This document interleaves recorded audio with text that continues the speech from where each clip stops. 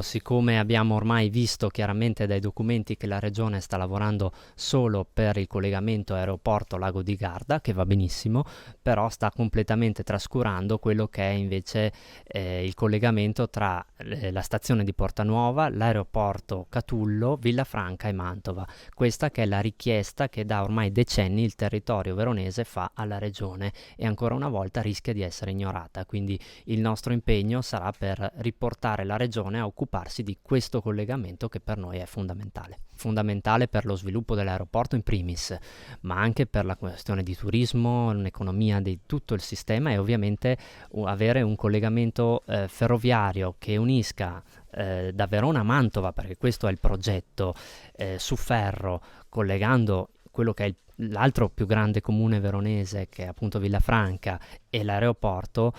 vuol dire creare una possibilità di sviluppo e di mobilità sostenibile straordinaria per il territorio. Per questo da decenni ormai tutti i comuni del Veronese, le province, chiedono appunto questo lavoro, questa infrastruttura.